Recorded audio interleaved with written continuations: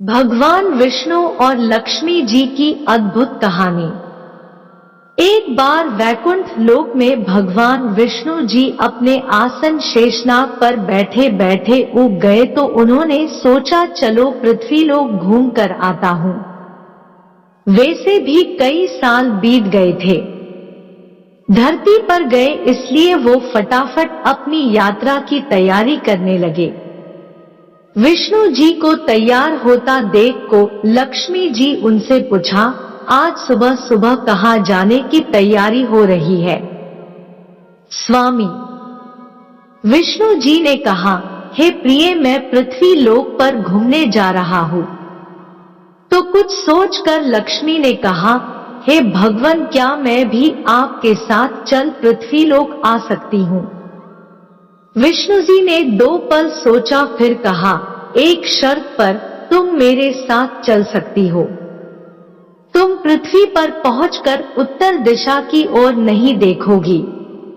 लक्ष्मी जी के मन में आया कि प्रभु ऐसी शर्त क्यों रख रहे हैं, लेकिन ज्यादा प्रश्न करने पर वो नाराज होकर उन्हें ले जाने से कहीं मना न कर दे, इसलिए लक्ष्मी जी ने हाँ कह अपनी बात मनवा ली। और सुबह सुबह मां लक्ष्मी और भगवान विष्णु धरती पर पहुंच गए। तब सूर्योदय हो रहा था। रात बरसात होकर हटी थी, चारों ओर हरियाली ही हरियाली थी। उस समय चारों ओर बहुत शांति थी और धरती बहुत ही सुंदर दिख रही थी।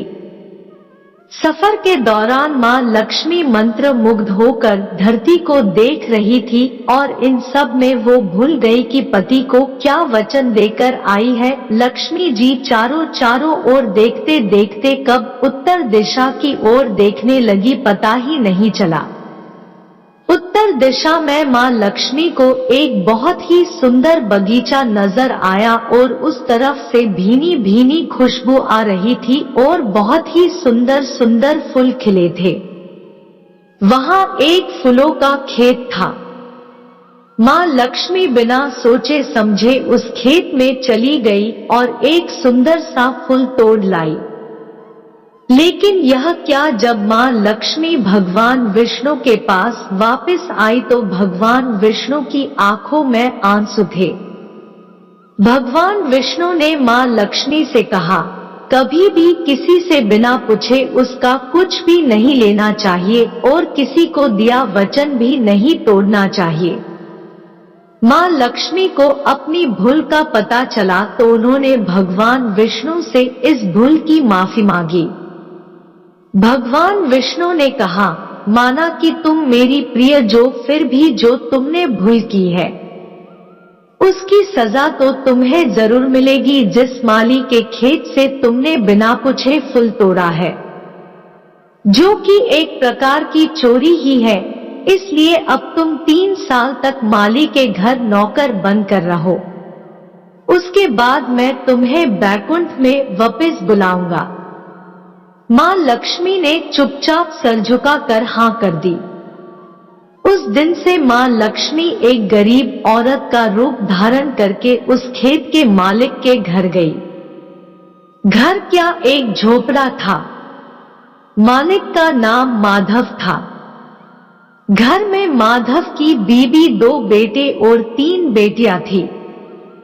सभी उस छोटे से खेत में काम करके किसी तरह से गुजारा करते थे। मां लक्ष्मी जब एक साधारण और गरीब औरत बनकर जब माधव के झोपड़े पर गई तो माधव ने पूछा, बहन तुम कौन हो? मुझसे इस समय तुम्हें क्या चाहिए? तब मां लक्ष्मी ने कहा, मैं एक गरीब औरत हूँ, मेरी देखभाल करने वाला कोई नहीं, मैंने कई दिनों से खाना भी नहीं खाया, मुझे कोई भी काम दे दो। इसके बदले मैं तुम्हारे घर का काम भी कर दिया करूंगी, बस मुझे अपने घर में एक कोने में आसरा दे देना। माधव गरीब जरूर था, किंतु बहुत ही अच्छे दिल का मालिक था। उसे दया आ गई, लेकिन उसने कहा, बहन मैं तो बहुत ही गरीब हूँ, मेरी कमाई से मेरे घर का खर्च मुश्किल से चलता है। अगर मेरी 3 की जगह 4 बेटियां होती तो भी मैंने गुजारा करना था। अगर तुम मेरी बेटी बनकर जैसा रूखा सूखा हम खाते हैं उसमें खुश रह सकती हो तो अंदर आ जाओ। माधव ने मां लक्ष्मी को अपने झोपड़े में शरण दे दी। मां लक्ष्मी 3 साल उस माधव के घर पर नौकरानी बनकर रही। जिस दिन मां लक्ष्मी माधव के घर आई थी उससे दूसरे दिन ही माधव को फूलों से इतनी आमदनी हुई कि उसने शाम को एक गाय खरीद ली। फिर धीरे धीरे माधव ने काफी जमीन खरीद ली। उसने सबके लिए अच्छे अच्छे कपड़े भी बनवा लिए। एक बड़ा पक्का घर भी बनवा लिया। बेटियों और बीबी को गहने भी खरीद कर दिए और उसके घर शरण लेकर रह रही लक्ष्मी जी को भी उसने वो सब दिया जो अपनी बेटियों को दिया था। पहले से कई ज्यादा सुखी और समृद्धि माधव के मन में हमेशा ये ख्याल आता था कि मुझे यह सब इस महिला के शुभ कदम मेरी झोपड़ी में पड़ने के बाद मिला है। इस महिला ने एक बेटी के रूप में मेरे जीवन में आकर मेरी किस्मत ही बदल दी। 3 साल लगभग बीत गए थे, लेकिन मां लक्ष्मी अब भी घर में और खेत में काम करती थी। एक दिन माधव जब अपने खेतों से काम खत्म करके घर आया तो उसने अपने घर के सामने के द्वार पर एक देवी स्वरूप गहनों से लदी एक औरत को देखा। ध्यान से देखकर पहचान गया, अरे यह तो मेरी मुंह बोली चौथी बेटी यानी वही औरत है। वो पहचान गया कि यह तो मां लक्ष्मी है। अब तक माधव का पूरा परिवार बाहर आ गया था और सब हैरान होकर मां लक्ष्मी को देख रहे थे। माधव बोला, हे मां, हमें माफ कर दीजिए। हमने आपसे अनजाने में ही घर और खेत में काम करवाया है। मां, यह कैसा अपराध हो गया है। मां, हम सबको माफ कर दो। मां लक्ष्मी मुस्कुराई और बोली, है माधव, तुम बहुत ही अच्छे और दयालु व्यक्ति हो। तुमने मुझे अपनी बेटी की तरह से रखा, अपने परिवार के सदस्य की तरह से मान दिया। इसके बदले मैं तुम्हें वरदान देती हूँ कि तुम्हारे पास कभी भी खुशियों की और धन की कमी नहीं होगी।